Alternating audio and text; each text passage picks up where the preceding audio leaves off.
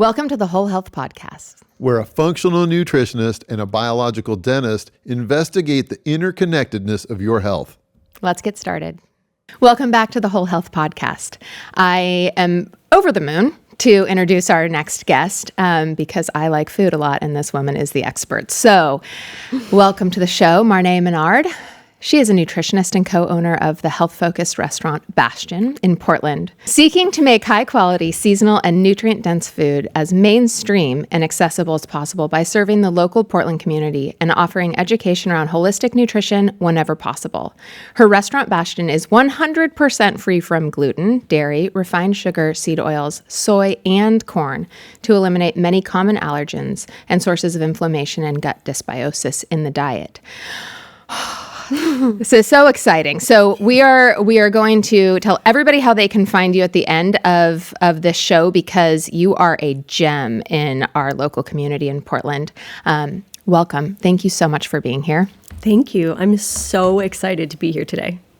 So as I was saying to you before we went live, your restaurant is part of almost maybe every visit summary that I give to our local patient population, because when people are starting to shift how they eat, it is overwhelming. Mm-hmm. And you can spend a lot of money at dead ends buying food that might be free from what you need to get rid of or rich in something you need to eat, but it tastes like garbage. So yes, your restaurant is the place people can go, or they can even order from, where they get all of this nourishing food and it all tastes amazing. Yes. So thank you. Of course. Thank you so much. Yeah, I do not take that lightly. It's a big deal. And I've got to bang your drum a little bit more. At Blodgett Dental Care, when we do team meetings at our office, you are the one restaurant that we call, and thank you so much for bringing it to us, of course, so that we can stay focused, as a team. And I mean, I've offered your food also when I'm teaching courses at my office, and people are just mind blown at how delicious something that's so nutritious can be. Yeah. So thank you for building Bastion. Yeah. We love it. Of course. How did you get into two of the hardest industries, nutrition and restauranteering? Tell us how this happened in your life. Yes. Yeah. The origin story. Yeah. I will keep it as concise as possible because it's kind of a windy road for me. Okay. I grew up in a not so healthy environment, single parent and thrown together meals kind of situation. Didn't even think about health for most of my early life.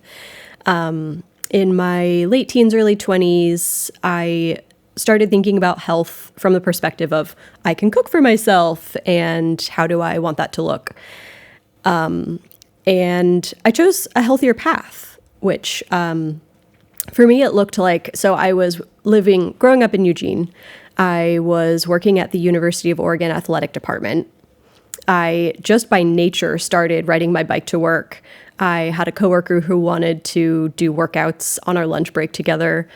I started running, and being immersed in that world, I started looking at it from the lens of, how do I want to fuel my body? I'm surrounded by athletics, and I'm seeing the kinds of foods and things that collegiate athletes are being fed and quote unquote nourished with. And my internal alarm bells started going off, and I had no prior education around this. It just was this intuitive, this doesn't feel right. I'm starting to move my body and exercise in a way that feels good, and I want to fuel my body with whole foods. So I started spending my free time outside of work, reading books, watching documentaries, just absorbing all of the knowledge I possibly could at the time around nutrition. And I realized that was my thing. I had grown up with my mom being in the restaurant industry, and I thought there isn't a single piece of me that wants that to be my future. Doing homework in booths in the restaurant, and she's working all of the holidays. Yeah. And that was not the lifestyle I wanted for myself. But fast forward quite a few years, I found the National University of Natural Medicine here in Portland. They offer a master's degree in nutrition, and it's very hands-on. There's their lab class for almost all of their curriculum is in the kitchen. So there's a hands-on teaching kitchen. And you get to learn about, obviously, all these nutrients and antioxidants and things that are great for your body. And then you go into the kitchen courses and you learn how to prepare meals in this way that supports the body systems. And that was the first time in my life that I thought, I have found the thing that is meant for me. And it took until I was 25 to find that, but I'm so grateful that I did. So I immediately moved to Portland. I started that program. And upon graduation, how that looked for me in starting a career path was, it was partnering with a couple local naturopaths who were putting their patients on either a specialized diet or saying, based upon your lab markers and whatnot, you need to eliminate XYZ food group. And of course, they had that overwhelm of, what do you mean I have to eliminate, 25% of my diet? I live off of those foods. How am I supposed to now omit that from my diet? So they would call me and I would work with them in the kitchen. I was doing personal chefing in people's kitchens as well as education. So, like one-on-one cooking classes in their homes where we could go over things like label reading together and look at hidden sources of, bad ingredients and start to eliminate that from their pantries and replace it with more whole foods choices. It was such a great starting point. And as I'm sure you can imagine, the need for that kind of job is so much vaster than one person alone could do. Right. And of course, there are other graduates from the program and other people out there trying to do it. But the short version of that story is I reached my cap very quickly and realized that the amount of education I needed to provide, and just in order to make that a more attainable thing for people, it needed to be a restaurant. It needed to be something that more people had access to. And I really wanted, above all that, I really wanted to normalize nutrition for folks. So I think I'll leave it at that for question one, because there's so much more that I could say, but ultimately it looked like a restaurant was kind of the only way. I love that. And that is so full circle for you, but to reinvent the restaurant experience, probably for yourself and everybody else. But so when did Bastion open? We opened September of 2021. September 2021. Okay, so you're in the height of kind of a crazy time. Yeah. Tell us about what the feedback and reception has been like for your restaurant. Yeah, it's been overwhelming in such a positive way. And I think what that can speak to is really keeping it simple for people. When you look at our menu, you'll see we have a fried chicken sandwich. We have on our weekend brunch menu, we have a fried chicken and waffle. We have a salmon hash that's just, it's like loaded with potatoes and sweet potatoes and carrots and, all these other great things and wild caught salmon from Alaska. But, these are foods that people understand and that are tangible and that they're craving. These are craveable foods. And, we're not trying to reinvent the wheel with health. We're keeping it simple. We're giving people foods that they understand, they know, they can come in and say, I ate a fried chicken sandwich and it was healthy. And, for some people, that's the entry point. It's like the fried chicken sandwich is maybe a great example because if you look at the nutrient content of everything on our menu, that's probably not going to be the highest nutrient density dish on the menu. But for a lot of people, that's the entry point. And then once they are in, they'll start to play around with, maybe next time I'll get the wild albacore tuna salad sandwich instead, or I'll get the harvest bowl, which is the best of what's available in every season. It's, it's a bowl with house-made sauce. It's local and seasonal vegetables. And you can add a protein to it. It's otherwise fully plant-based. But, and it's like if you look at nutrients in food, that harvest bowl might be, the most nutrient-dense dish on the menu. But if the fried chicken sandwich is what gets people in the door, that's great. It's a healthy choice. It's so much better than anything that's out there. I love that. I love that so much because it is so hard to change nutrition habits. And you're not asking people to. Yeah. I'm Yeah. just asking them to, open up their scope of, where they're going, what they want to eat every day. It's still food that they find comfortable. So yeah, I would say that receptivity has been great, probably mostly for that reason. And also too, not to toot my own horn too much, but it tastes really good. When most people, like you said, you find out you can't eat something or you want to try to eat healthier, you go to the grocery store, you find like maybe it's a snack bar or some meal replacement thing, or it's a powder that you put in your smoothies, and ultimately 90% of the time you're going to be disappointed by what you end up finding. So my goal was really it's putting together quite a number of puzzle pieces. Truly, it's making things health focused just by number one default. It is free from all of the things you mentioned in my bio. Thank you for that. So it's gluten-free, dairy-free, refined sugar-free, soy and corn and seed oils. Amazing. They're in everything. So it's free of all of those things, and it's health focused. And we love, love, love to accommodate as many diets as possible. So we have people coming in who are on autoimmune paleo. We have people who are on a low FODMAP diet. We have people who are on a GAPS diet, which is like so much even more obscure and hard to eat with. And they can come in and say, I'm following this diet protocol. What can I eat?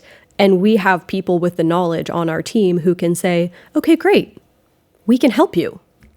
That is priceless. I can't emphasize that enough. Priceless to have the whole staff know what all of these acronyms and, medical trends in the right way are, I'm curious because I have been to your place a number of times and it's always packed. Yeah. So congratulations on that. Thank you. It's clearly something that the public has interest in. So why are there not more restaurants pursuing this approach? It's a really great question. I would say primarily, and I'm thinking about how I'm saying this because I don't want to do a disservice to what we do in any way. I would say primarily cost is the most prohibitive answer to that. And it is, of course, how we frame our entire business model. So that goes into our business model. But when you look at just your standard restaurant business, margins are already pretty thin in the restaurant business. Between payroll cost and food cost, you want to average a certain amount, and you, of course, you always have your overhead and stuff like that. Food cost is always going to be a problem for restaurants. Margins are thin, food cost is high. When you start looking at being as seasonally focused and local as possible, you start using avocado oil and coconut oil for all of your cooking. You're using high quality olive oil for finishing, as organic as possible in every ingredient, and all gluten-free grains for your house-made breads and pastries. That cost is going to be so much higher. And of course, being that everything we're doing is from scratch, our payroll cost is also a little bit higher, So we, of course, like I said, we have made our business work because we went into our business knowing this is our model, this is how we're going to work it. When you take a traditional restaurant and you try to say, okay, I'm going to source avocado oil instead of my low quality canola oil, you see that's 2 to 3 times the cost of what you're already using. I can't imagine trying to make that work within the foundation of, they're already a well-oiled machine. They have what works for them. They're trying to make a healthier choice. I just don't know how. Of course it's possible. Of course it's possible. If we can do it, everyone can do it. But when you're a restaurant owner and you're looking at all of your costs and you try to make that choice and you see this is going to be 2 to 3 times more than my current ingredient, I just don't think that that's a very logical choice that they're going to make unless they have a very compelling reason that they should. And what I would like to say is that I think Bastion is a compelling reason for other businesses to make that switch. When you see a line out the door 5 days a week, and people waiting in line 20 to 25 minutes just to place an order, I think that is a compelling reason to say they might be onto something. Absolutely. Well, Yeah. I mean, it's not like there is a lack of cheap, non-nutritious options if that's what people want, Sure. your 99-cent burger, if that floats your boat. But Sure. I mean, I think most of us who are pursuing the highest degree of healthful nutrition that we can when we're choosing to go out, it's not going to be, $5.99. It's like you're going to invest in that. And still, I mean, I think your prices are quite reasonable for the value that you are offering. And still people are out the door. Yeah. So I like how you said that it is a strong, compelling reason to consider that. Because one of the things I do when I'm traveling is just as a Googling filter to find restaurants wherever I'm going is put in, seed oil-free restaurant and see what pops up. And what blows my mind in this city of ours, Portland, Oregon, where arguably we have a pretty strong restaurant scene, you guys pop up, and nothing else. At least the last time I searched it. Well, and that speaks to one thing that I was thinking about when you were answering that last question is your brand is health. And that's because you're at the helm, because you understand the importance of it. And so the people that are drawn to health or that are drawn to real food are going to find you. And to make a restaurant model shift into health, if that's not the brand, will never make sense on paper, right? It's never going to make sense on a profit and loss statement. Sure. But to have Bastion in a place where we have a community of people that are using food for their health goals, that is one of their main tools, right? It's just such a luxury to have somebody that is thinking that through before the food hits the plate. Yeah. So your education was obviously foundational to being able to offer this service and these products to our community. Do you feel that is a stumbling block in seeing more health-focused restaurants pop up? That the vision isn't coming from somebody that has that background? It may be. Truthfully, I've never thought about it that way. I've thought, if I can do it, anyone can do it. I don't have a restaurant background. My education is in nutrition. If a nutritionist can open a restaurant, surely a restaurateur can make a little bit of a switch to be a little more nutrition focused. So I suppose to answer your question, you're probably correct that, not having that foundational nutrition knowledge could be that roadblock for folks. I also think that whether it's financial or it's, not wanting to just follow a trend, it's just hard to make change. Yeah. It's hard to make change. Yes. Which is what we see in our clients and our patients, that it's hard to make change. And that is why Bastion works, because we're not asking people to make a drastic change, and we're making it as simple as possible for them. It's hard for me because as a nutritionist and as a little bit of a nerd, I want education to be kind of primary focus, a primary focus in what we do. And at the same time, our customers don't really want to hear that. We put tiny snippets of things at in our names of our drinks and food items, or, in the descriptions of the smoothies. It's like the daily fuel, it's for going the distance. Yeah. It's just the tiniest snippet of, here's a little insertion of education. But for the most part, I think what makes us successful is that we aren't asking people to make a drastic change. We aren't asking them to, really educate themselves on what's going into their body. We're asking them to trust us to do that for them.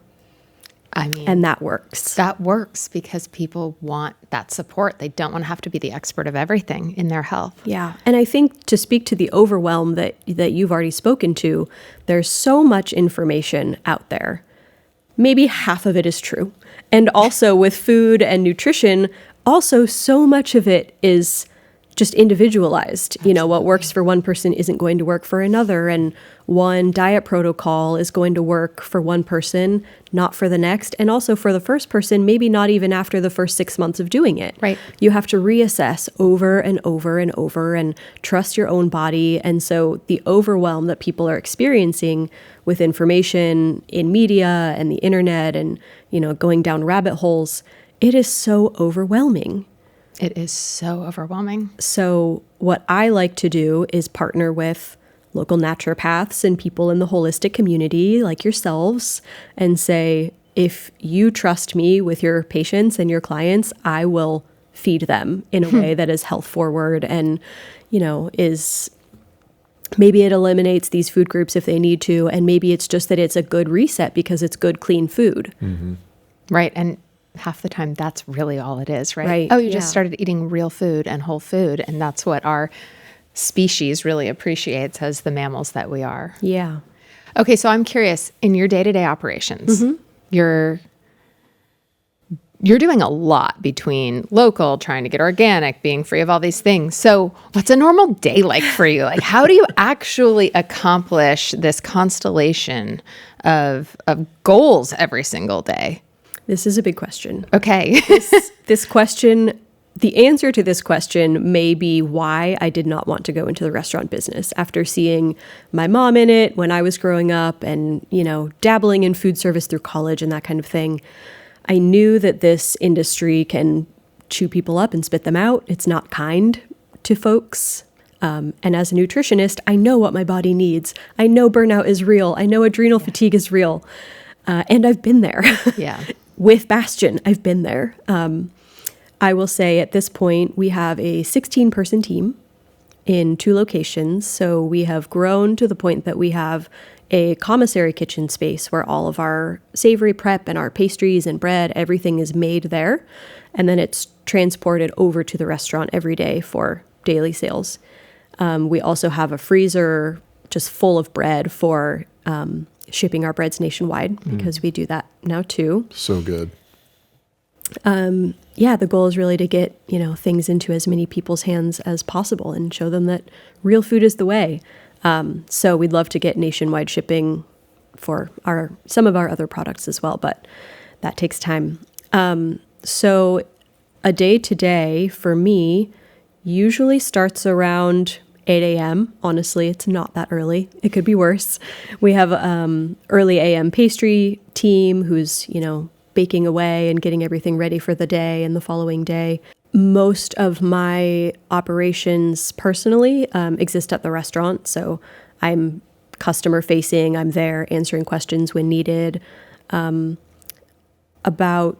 25 to 30% of my time is spent over at the commissary kitchen space. So checking in with the team, the pastry team, the savory prep team, making sure ingredients are in and orders are fulfilled and we're not missing anything. Of course, that happens a lot. Things get missed on trucks or, shit happens. Yeah. So about 25 to 30% of the day is spent checking in with that team, a little bit of back and forth. There are, of course, 911s that happen just all the time. We're in January right now. It is the height of flu and sick season, so we have call-outs. We have people in place to, be supportive when call-outs happen. Sometimes they're also not available, so oftentimes I'm the one to get called in when someone is out sick, and that just is the way that it is. So I do build time into my weeks where I have one free day, we'll call it, and that will end up being, the day that a call out happens and I end up covering a shift here or there. So then I'll be able to kind of shuffle my admin work and answering emails and messages and whatnot, just kind of structured around that. But really, I like to be at the restaurant because the customers are the reason we exist. And I really wish there was a way that all of our commissary team could also be at the restaurant every now and again, just to really have that tangible connection to the end product and the end result. And we have so many folks who come in who cannot eat anywhere else or choose not to eat anywhere else because they're seed oil free or, they're making health conscious choices. And so by default, Bastion is the only place they can go to. And they're so grateful that we exist. And I get to hear that feedback from people all the time. And I think I'm sidelining my own answer a little bit here just by saying that that feedback is really what gets us through, you know, when it's a rough week and you've got 5 employees out sick and a sink backs up and there's a roofer on the roof, you know, repairing a leak. And you may think I'm pulling these examples out of thin air, but it's because this is where we are right now. Yeah. You know, when I have a customer pull me aside and say, "Are you the owner? I have to tell you, you know, this place has saved my life." Like that, you know, it just really puts me in perspective that what we're doing is just so valuable. Yeah. So, yeah, I think the bottom line to answer that question is it really, really varies day to day, like a lot. But one thing I will say about myself, I am a Virgo, and probably as type A Virgo as a brain can get. So the, you know, the fluctuating operations and logistics and things that pull me in 80,000 different directions on any given day, it really does not work well for my system. I try so hard to have a system that works, and, you know, I just have to go with the flow. So it's a really great challenge and experience for me to remember that I can only have so much control over my day or my week or really anything. So you chose the business model that was going to teach you the most about yourself. Oh, yeah. I sure did. Well, that's what she got anyway. Yeah. Yeah. You know, you were talking about like the people at your commissary and having the opportunity to be observers of the impact that it's the reflection of your why, you know? I was just thinking about like, I do most of our lab creation stuff for ceramic restorations in office, but occasionally I work with my dental lab. These people never see patients. So every once in a while, I will, you know, like take photos in of befores and afters to see and the story so that they can appreciate like all that time that they spent on a lab bench, waxing up a denture or whatever, what that actually translated to in terms of a person's life experience. And yeah, I love that you're wanting to engage the people who are, you know, working hard to create this incredibly amazing food, which no matter how great any product or whatever you're making is, if we don't get to see what that means outside in the real world, sometimes it becomes drudgery. I certainly applaud you. I mean, as we've been talking about your food, literally every time you start talking about it, I'm salivating because I have enjoyed it so many times. It's amazing. What's your favorite dish on the menu? My favorite currently, I want to say, is going to be the Harvest Bowl. It's, like I said, it is we rotate almost everything seasonally, but this is the one dish that rotates the most. It really highlights what is seasonally available at any given point in the year. Right now, it's the middle of winter. It's a little bit dreary. It's cold. You know, the produce section at the grocery store, the farmers markets, they're not quite as plentiful as they are the rest of the year. And the Harvest Bowl right now, the sauce for it is charred grapefruit, blood orange, celery root, you know, kind of all cooked and pureed into this like beautifully pink, slightly bitter sauce. It has... I'm going after this. I'll be there tomorrow. You'll find me at Bastion. It has roasted beets, oyster mushroom, cauliflower, and then a bed of fresh arugula. So it's like bright green at the base. It's like whites and pinks kind of intermixed. And then this bright pink sauce. And then it's garnished with segmented grapefruit, pomegranate seeds, some amaranth microgreens, which are also like vibrantly pink and super nutrient dense, very antioxidant rich. And then it has jasmine rice on the side, which I love jasmine rice because everyone thinks, okay, if I'm changing my diet, if I'm eating healthy, you know, I have to, if I'm going to eat rice at all, it's got to be brown rice. And brown rice is great. I love brown rice. Yeah. But eating a health-focused diet does not have to mean you have to eliminate eating white or jasmine rice for brown rice. Jasmine rice has plenty of nutrients in it. So again, it's just being that like entry point and showing people you don't have to completely change everything you're doing in order to eat a healthy diet. It's okay to eat white jasmine rice. Yes. So having it's dangerous. Yeah. It's dangerous. You're living on the edge. Living on the edge there. Yeah. So, and of course, that's also super subjective, as with anything in nutrition. If you have blood glucose issues, right? We could go that way. But they can tell you, and you'll adapt for them. Yeah, Isn't that exactly. But yeah, I would say that's my favorite menu item right now, especially because it does highlight that things in winter can be creative and fun and vibrant. I think we think a lot about wintertime foods as being like the shelf-stable things and eating more like canned tomato sauce and winter squash. Oh, everything is winter squash. Yes. And it doesn't have to be. Citrus is fun and it's bright and vibrant. And, there's other things out there to play with that are a little more exciting than just your run of winter squash.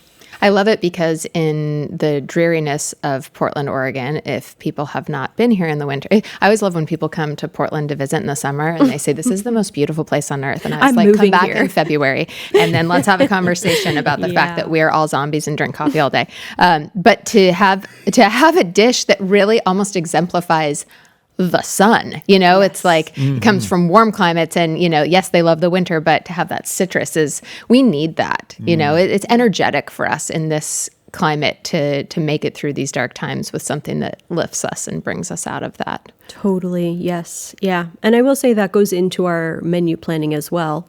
Like I said, it's kind of a multifaceted puzzle that I get to put together. So, it's putting together all of these eliminations that, we're free from. It's putting together being allergy friendly based on all these diets that I've mentioned. And energetically, it's like, what do people want to eat?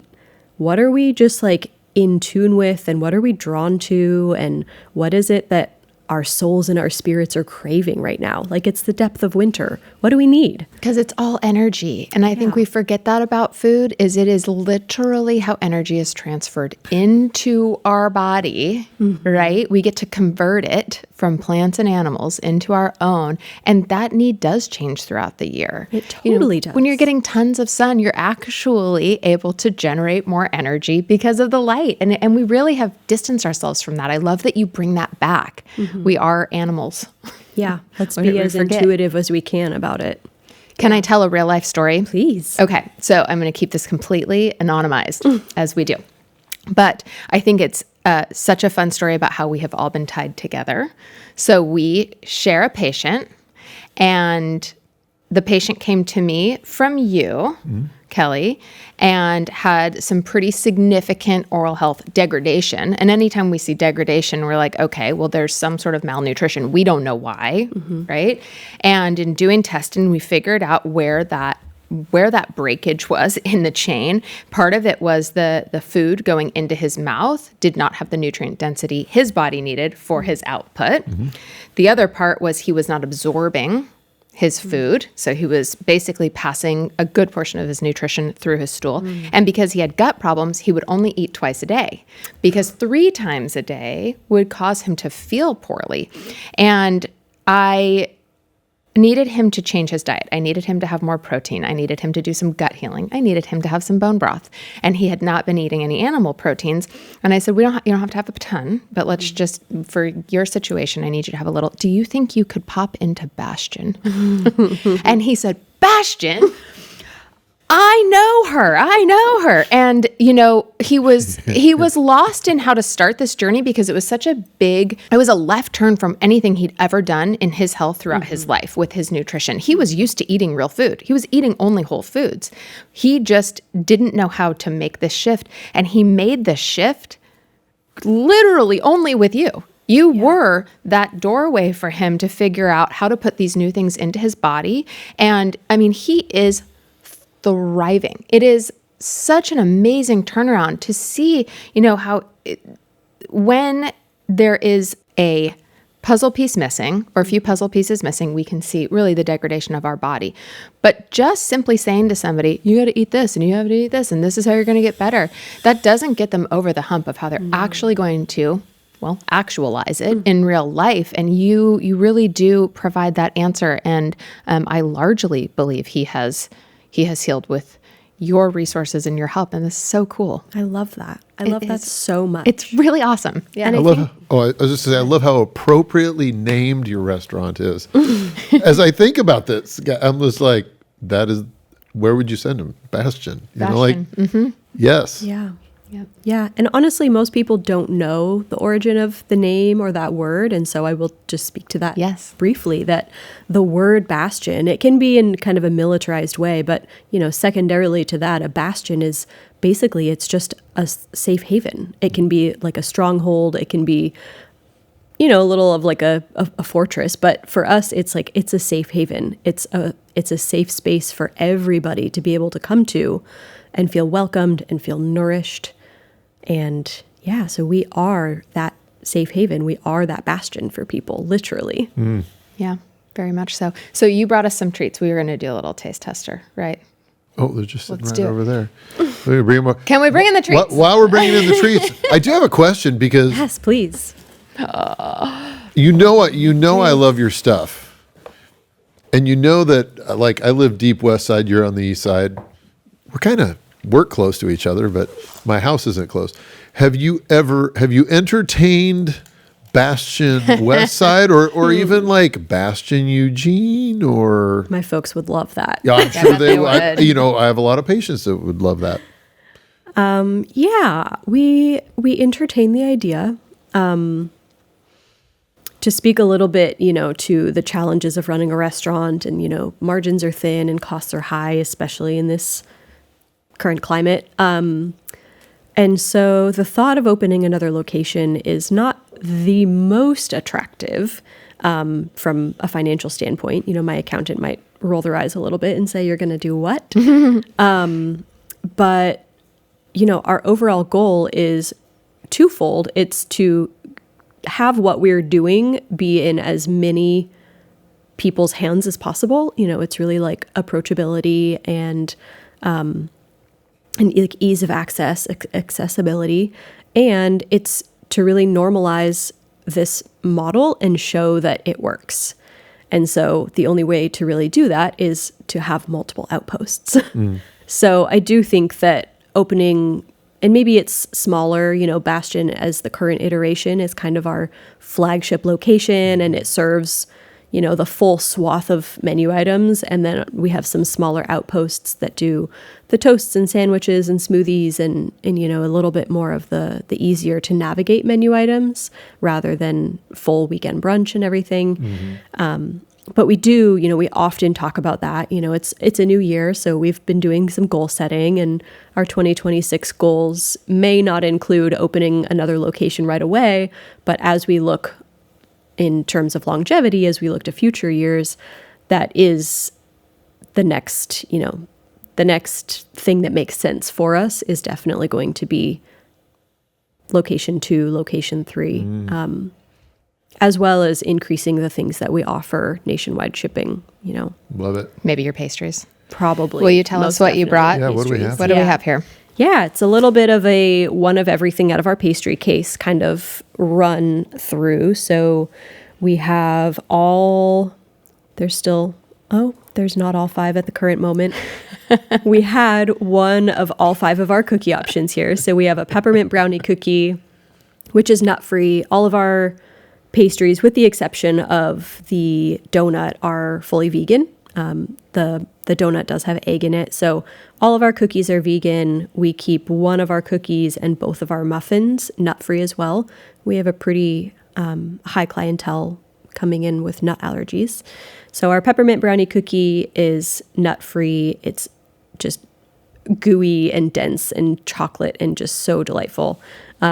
Our almond chocolate chip cookie, which I believe Dr. Blodgett may have dipped his fingers into a little bit. Who's that? Is, it's like your standard chocolate chip cookie, but it has almond butter in it. So, that's going to help with satiety and also blood sugar regulation. It has some Maldon flake salt on top, which just gives it that like slightly Delicious. savory, just like, salty, sweet combination. We have our sesame tahini cookie, which eats kind of like a peanut butter cookie, but we use tahini instead of peanut butter. And then that one is coated in black and white sesame seeds, which are so antioxidant rich. Sesame seeds are like a powerhouse. Our snickerdoodle cookie, which is a seasonal delight in the winter months. It's super cinnamony and it's a snickerdoodle. It's just delightful. Yeah. Amazing. And our coconut Samoa cookie, which I believe may be missing, or at least I can't see it. It walked away. I've had that one. It's amazing. Is a chocolate chip cookie with a kind of caramelized almond and coconut shred topping on top, and then it's drizzled with chocolate sauce. It is just so delightful. And our 2 donut flavors are a double chocolate. It's dipped in chocolate ganache, and a caramel apple. And then we have just one of our muffins today, which is a chocolate chip banana. And like I said, that is Amazing. nut free. Can't wait to dive in. I know. Now we're all hungry. We're all hungry. Everybody here is hungry. So we're going to chew on these together. Yeah, absolutely. Well, to wrap this up, we'd love to ask, as the Whole Health Podcast, what does whole health mean to you? Yeah, thank you for asking that. I've kind of spoken to this a bit, but it kind of just wraps up everything, which is health and nutrition can be so simple. People do end up going on specialized diets here and there. You may end up needing to eliminate certain foods because of gut reasons and other health reasons. But really, health as a whole can be so simple. And it really comes down to eating more whole foods, really being in tune with your body. What are you craving and why? Really emphasizing that why and getting curious with it.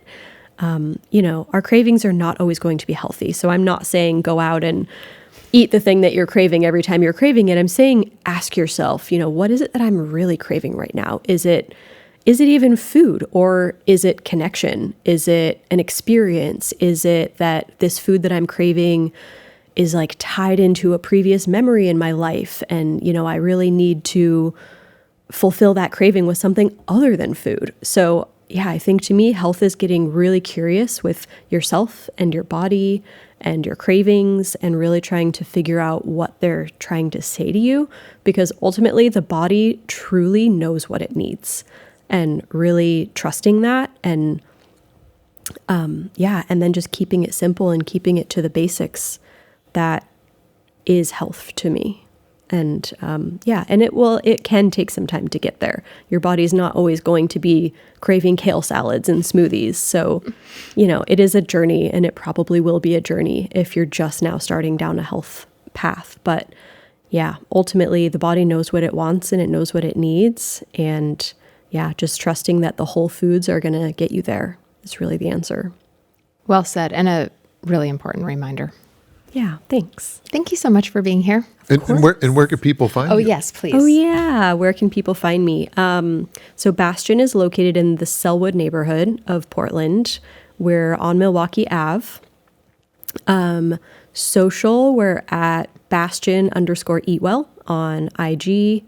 And I would just love to have people come in. Our website, bastionpdx.com, is going to be the hub to find our menu. There's a link to our nationwide shipping program there, and our social links are there as well.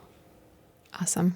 Thank you so much for joining us. Thanks for making the time. Of course. You're a wonderful person, and you have created something so special and so delicious. Thank you. So, Thanks so much for tuning in to the Whole Health Podcast. if you enjoyed what you heard today, please follow us on social media and wherever you listen to podcasts. You can find out more about us at thewholehealthpodcast.com. You can find me on my website, blodgettdentalcare.com.